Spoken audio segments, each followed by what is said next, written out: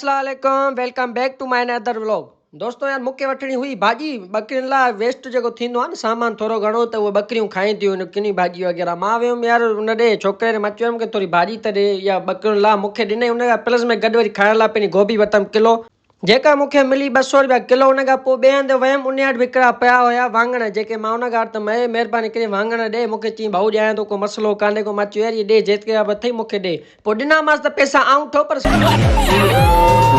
खणी सभु आयो मां सॼो सामान स्टोर तां वरी कुझु दवा वरितमि नंढे लाइ पेनाडल वरितमि ॿी माखी वठमि टोटल थिए 260 रुपया। हुन मां हुन भाऊ खे 250 रुपया ॾिना। मूंखे चई को मसइलो न आहे भाऊ। मां रोड ते वियुमि त यार हुन खां पोइ मूंखे हिकिड़ी शइ नज़र आई। मां चयो तव्हां दोस्तनि खे ज़रूरु ॿुधायां यार हीअ कहिड़ी गाॾी आहे जेको कहिड़ो मॉडल आहे मूंखे ज़रूरु ॿुधाइजो। उन खां पोइ मां गाॾी बीहारियमि सॼो सामान ॾिठुमि त यार पूरो आहे त पोइ वञा घर एंडिंग कयां घर।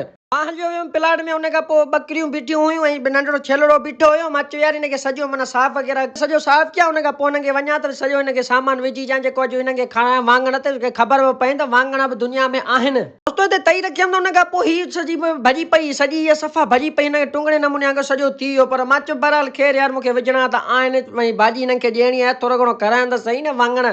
कुझु वाङण हुया कुझु पटाटा टमाटा वग़ैरह हुया। मां हिनखे चयो मां चयो हिनखे मिक्स में करे भाॼी थो ॾियां बाक़ाइदे खाइण मौज कनि बाक़ाइदे जीअं चयोमांनि ईअं मौज कनि। करेला वग़ैरह हर शइ कटियमि थोरा घणा हुन में अंदरि करेला बि हुया ॿियूं शयूं हुयूं वाङण बि हुया हर शइ मतिलबु मिक्स में भाॼी सॼी हुई। हिनखे मां कटे सॼी ज़बरदस्त करे मां हिनखे माहौल करे ॾिनो। हिनखे सॼी मां मिक्स भाॼी कयमि। हुन खां पोइ भाॼी कयमि मां हिते सफ़ा पूरी भाॼी करे मां चयो हाणे मिक्स वञी करे हिनखे ॾियां थो वञी भाॼी त खाइनि ज़बरदस्त वञी माहौल सां बाक़ाइदे माना इंजॉय वञी कनि।